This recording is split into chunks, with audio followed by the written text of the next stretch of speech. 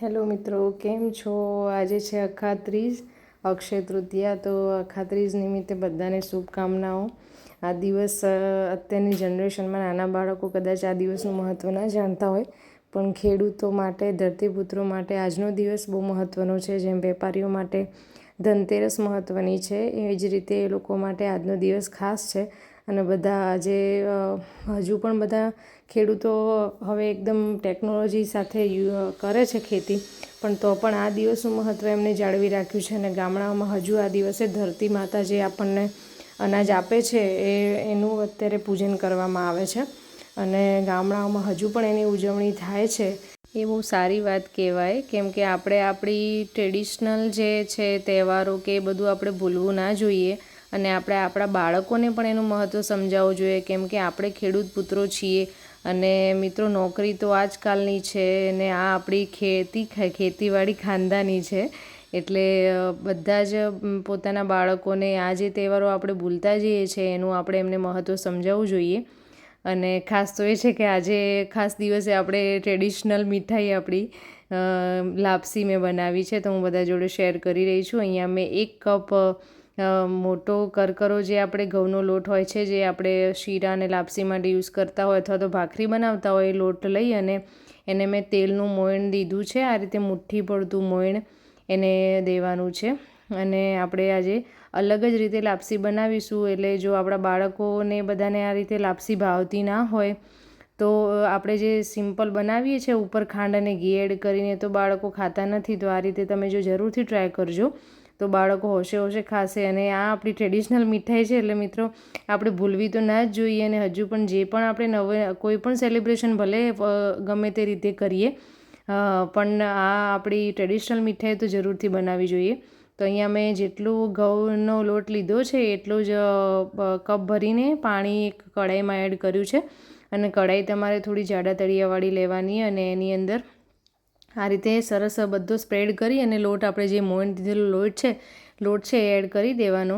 અને વચ્ચે આપણે કોઈ પણ વસ્તુથી મદદથી, વેલણથી કે એનાથી હોલ કરી અને ઢાંકી દેવાનું. 10 મિનિટ થાય એટલે પછી પાછું જોઈ લઈશું, એટલે સરસ એ બફાઈ જશે. 10 મિનિટ એને આપણે બાફવા દેવાનું એકદમ ધીમા તાપે, એટલે નીચે ચોંટે નહીં. કેમ કે વાસણ જે બી તમે જાડું લેશો તો પણ થોડોક લોટ નીચે ચોંટશે જ. એટલે પછી એને આ રીતે સરસ રીતે મિક્સ કરી લેવાનું, એટલે લોટ આપણો સરસ એવો બફાઈ જશે. અને પછી સાઈડમાં આપણે એને ઢાંકી અને મૂકી દઈશું. અને હવે આપણે મેઇન તૈયારી કરશું. હવે આપણે જેટલો કપ ભરીને લોટ લીધો છે એટલો પોણો કપ ભરી અને મેં અહીંયા દેશી ગોળ લીધેલો છે. તમારે જો પેલો વ્હાઈટ ગોળ આવે છે યુઝ કરવો હોય તો ચાલે, પણ દેશી હોય તો બહુ સરસ લાગશે. અને એનાથી જેટલો ગોળ છે એનાથી અડધું ઘી લીધું છે. અને ધીમા તાપે સરસ આપણે એને આ રીતે મિક્સ કરતા જવાનું અને ગોળને પીગાળી લેવાનો છે. મિત્રો, આપણે ગોળને પીગાળવાનો છે, એને વધારે કડક ચાસણી નથી કરવાની, એનું ખાસ ધ્યાન રાખવાનું. એટલે આ રીતે મીડિયમ તાપે એને મિક્સ કરતું જવાનું છે. મિત્રો, જો તમે આ રીતે લાપસી બનાવશો ને તો એટલી સ્વાદિષ્ટ લાગશે ને. હું દર વખતે આ રીતે જ બનાવું છું, કેમ કે પહેલાં જ્યારે અમે નાના ત્યારે દાદી પેલી લાપસી બનાવતા હતા, જે આપણે ઉપરથી ખાંડ ઘી એડ કરીને ખાઈએ છીએ.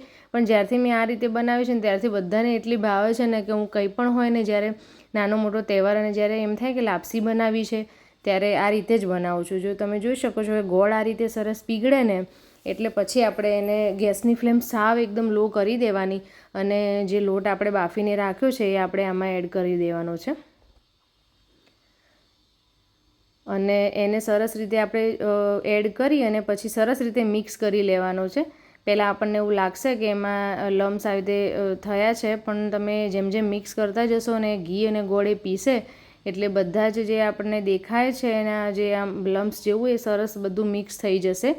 અને એકદમ સરસ છૂટી છૂટી લાપસી બનીને રેડી થશે. આ રીતે તમે મિક્સ કરી લેશો એટલે તમે જોઈ શકો છો કે કેવી સરસ એકદમ છૂટી છૂટી અને મસ્ત લાપસી બની છે. એકદમ શીરા જેવી પણ એકદમ પેલી ના થવી જોઈએ, આ રીતે સરસ એકદમ છૂટી છૂટી થશે. અને પછી આપણે એને ગાર્નિશિંગ માટે મેં અહીંયા બદામની કતરણ એડ કરી છે. આને તમે સ્કીપ કરી શકો છો, આ ટોટલી ઓપ્શનલ છે. અને પછી આપણે એને પણ મિક્સ કરી લેવાની છે. મિત્રો, સ્વાદમાં લાપસી એટલી સરસ બને છે ને, તમે જરૂરથી આ રીતે ટ્રાય કરજો. ઘણા ઘરોમાં આ રીતે જ બનતી હોય છે, પણ ઘણી જગ્યાએ હજુ એ રીતે જ બને છે કે આપણે લોટ એને બાફી અને પછી ઉપરથી ખાંડ અને ઘી એડ કરીને ખાય છે, એટલે બાળકો ખાતા નથી. એટલે જો તમે એકવાર આ રીતે ટ્રાય કરશો ને તો બાળકો 100% ખાશે. અને ખરેખર આ જે મીઠાઈ છે એ આપણી ટ્રેડિશનલ મીઠાઈ છે આપણી, કેમ કે આપણા ઘરડાઓ આ બનાવતા હશે ને ખાતા હશે તો 100% આપણા માટે હેલ્ધી હશે તો જ ખાતા હશે. અત્યારની આપણે એસેન્સવાળી મીઠાઈઓ ખાઈએ છીએ, સુગરવાળી મીઠાઈઓ ખાય છે, એના કરતાં આ મીઠાઈ બહુ જ આપણા માટે હેલ્ધી છે. એટલે જ્યારે પણ કોઈ એવો તહેવાર કે નાનું મોટું હોય ને ત્યારે આવી રીતે લાપસી તમે જરૂરથી બનાવજો. તમે જોઈ શકો છો કે લાપસી મસ્ત એવી છૂટી છૂટી પણ થઈ ગઈ છે અને એટલી મીઠી સરસ લાગે છે ને, અને ઘરમાં એકદમ મીઠી મીઠી સુગંધ પણ ફેલાઈ ગઈ છે, ગોળ પેલો જે પીગાળીને બનાવ્યું ને એટલે. તો તમને જો મારો વિડીયો પસંદ આવ્યો હોય તો મારી ચેનલને સબસ્ક્રાઈબ કરવાનું ભૂલતા નહીં અને લાઈક અને શેર જરૂરથી કરજો.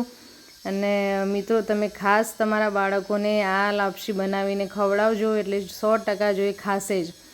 અને મેં અહીંયા ભગવાનને પણ આજે સારો દિવસ છે તો લાપસી બનાવી છે, તો ભગવાનને પણ મેં ધરાવી છે. તો મિત્રો મારી ચેનલને સબસ્ક્રાઈબ કરવાનું ભૂલતા નહીં ને લાઈક અને શેર જરૂરથી કરજો. આપણે મળીશું નવા વિડીયો સાથે. Bye bye.